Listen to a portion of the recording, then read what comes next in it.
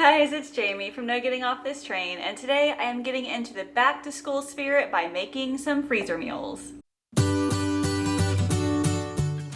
So right now it is approaching the end of August, which means back to school. Now this year is going to be so much different for everybody. No matter whether you're homeschooling and doing online schooling, sending your children back to school, your kids still need to eat, and frankly, so do you. So I decided to make things a little bit easier on myself. I'm going to make a few freezer meals to stick in the freezer and get out when it's lunchtime or breakfast time. I'm keeping it very simple this time. I'm making 2 lunch items and 1 breakfast item. I'm not dealing with the dinner quite as much because I'm going to be home. I work from home, so it's not a huge deal for me. But I wanted to have a few quick breakfasts and lunches ready to go because that's where we're going to be the most busy. I'm going to include recipes down in the description below, so make sure you guys check those out if some of these recipes look delicious and you want to try them for yourself. So what do you say we get started? Here is a before picture of all the ingredients. So during today's freezer meal session, I'm going to be making DIY Uncrustable sandwiches, chocolate spinach banana muffins, and breakfast cookies. It's all going to be delicious, so let's get started. So first I'm going to start with the breakfast cookies. I've got the oven preheating to 350. I'm starting on the cookies first because the recipe says I need to put the dough in the fridge and let it chill for a little bit before I actually turn them into cookies. So I've got the oats right here, and the recipe also calls for oat flour, but I really don't feel like getting out my food processor and using that as well as my blender. So instead of the oat flour, I'm going to use some white whole wheat flour. I think it should be okay. I'm pretty sure that she did that to keep this recipe gluten-free. We don't need to be gluten-free, so I think it'll be fine. I'm actually pretty excited about how this recipe will turn out. I've made Allison breakfast cookies before, and you should see her face when I tell her that she gets to eat cookies for breakfast. It is like Christmas morning. And the best part is that these are actually pretty healthy for you. So I've got these recipes going in a specific order. Like I said, I'm doing the cookies first because they need some time in the fridge to chill. So I'm going to make the dough, the cookie dough for this first, and then I'm gonna make the muffins because that way I'll put the muffins in the oven and then I will shape out the cookies, put them in the oven, and then while those are baking, I can make the Uncrustables. I am taking advantage of the time that I have.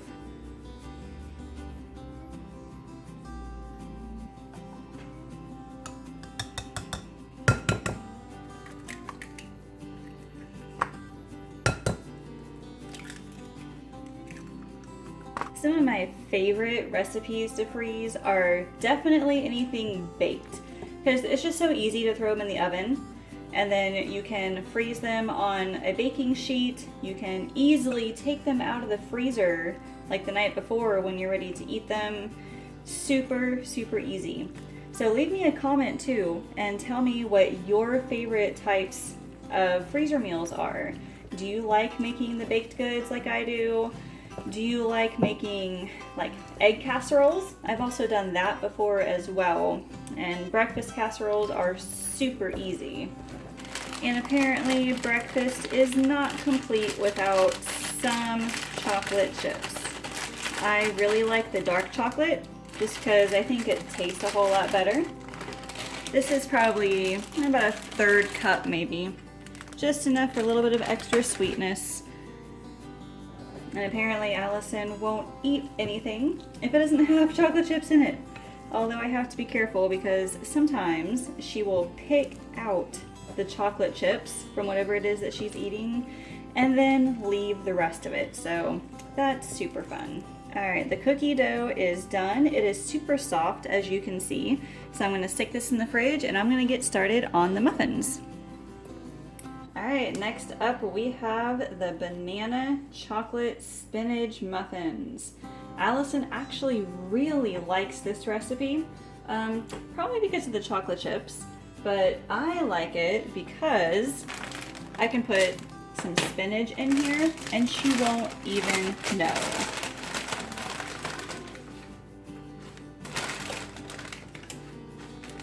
I will admit it's gonna look kind of weird at first, especially after I blend it, because it's going to turn super bright green. However, once you mix it in with the flour and cocoa powder mixture, it just turns brown like chocolate. So you won't even be able to tell. So as you can see, I've been adding a lot of natural sugars to these recipes. Like I've been adding honey and then maple syrup. And not that it's totally much better than sugar, but the maple syrup and the honey has a little more nutrients than just straight up white sugar.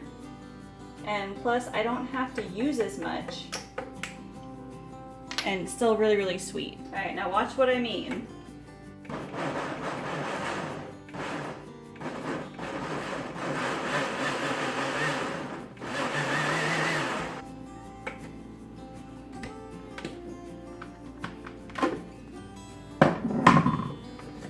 As you can see, it is extremely green.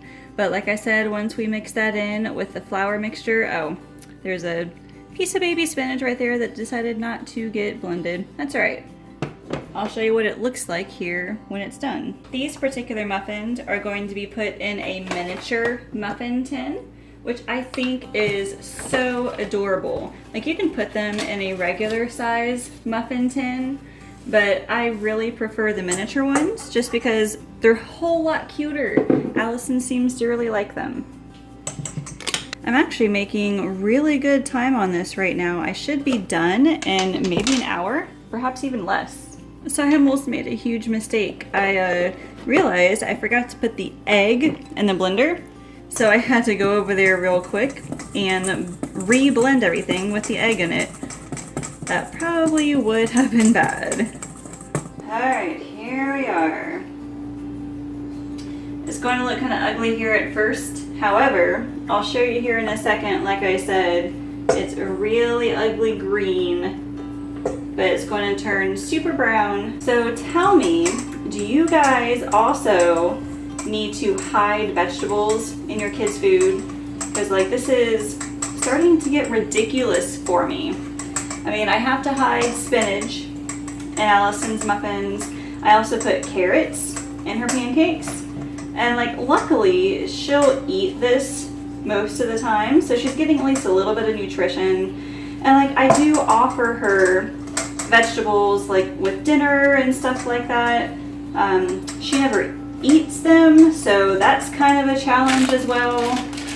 But I try, you know, and that's really all you can do as a parent is do your best and hope that they turn out healthy. So here, you see how there's really like no green in it at all anymore? It's the wonder and the magic of cocoa powder. It turns everything a nice, pretty, chocolatey brown. You just gotta make sure that you stir it well. I just found a little bit of green in here. All right, now that that is fully mixed, I'm going to put those in the miniature muffin tin and I will get the cookies ready too. The easiest way to fill these is with just a regular cookie scoop. This is 1 tablespoon, fits into these little miniature muffin tins super easily. This recipe makes 12 regular sized muffins, but 24 of the miniature.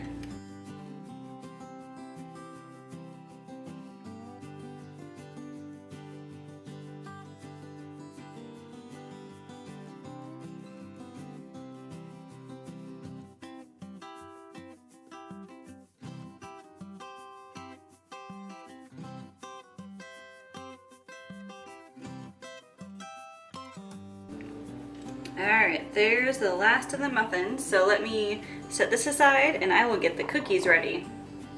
Yeah, this dough is a whole lot thicker now. So I might try to make these a little bit bigger than the muffins. I'm not really sure how many of these we'll make. The recipe says between 10 and 12, but I'm not sure what size scoop she was using. But talking about Allison getting excited about breakfast cookies, like I kind of want some of these for myself. These are looking amazing. The recipe also says you could add raisins either instead of chocolate chips or in addition to the chocolate chips. And thankfully, Allison is actually liking raisins for the most part.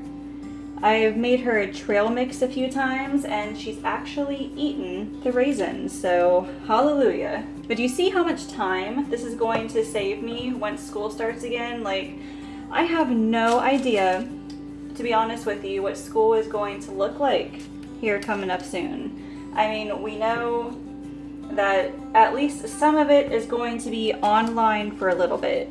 They have a plan, but seriously, who here knows that plans change? And they could be one thing one day and then a week later they'll be like, oh no, we changed our minds. We're gonna do something totally different.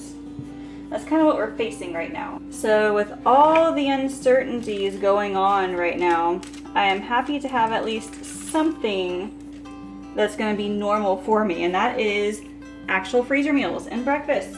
All right, I gotta push these down a little bit with wet fingers to actually make cookies out of them.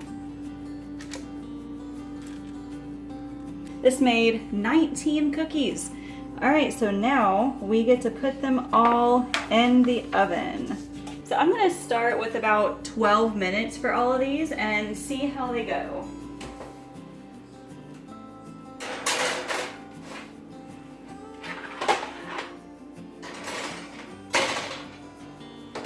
Alright everybody, here comes my favorite part. And why is it my favorite part? Because I'm about to save a ton of money by making my own Uncrustable sandwiches. Now, I do have a video on how to make your own Uncrustables. I mean, it's super easy. I'll link that in the description. But seriously, these Uncrustable sandwiches, they're so easy to make. Just take the bread, put the peanut butter and the jelly on it, and then you take this cool little gadget and make an Uncrustable. It is that simple. You only need a little bit because once you put the thing on it, you don't want it too full, otherwise it's going to gush out the sides. But this is the Pampered Chef, like sandwich cutter.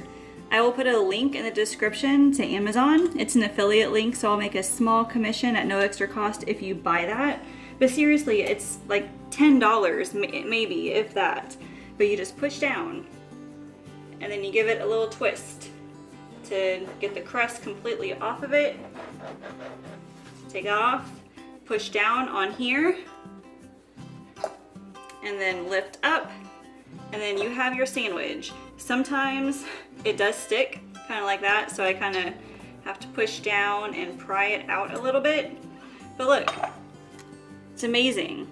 There is a tiny bit of crust right here. That will happen. I may stretch out the other one. But seriously, Uncrustables for a fraction of the price of a store-bought one, and a whole lot healthier because you don't have all of the added sugars from the peanut butter. Like, I don't know how much added sugar is in those things, but it is insane. So I try to cut corners where I can, both money-wise and health-wise. Okay, that one looks a whole lot better. It's awesome. So you wanna know what I'm doing with the crust? Because you don't want to waste all this crust. It is going in a freezer bag. And next week, I am making French toast casserole.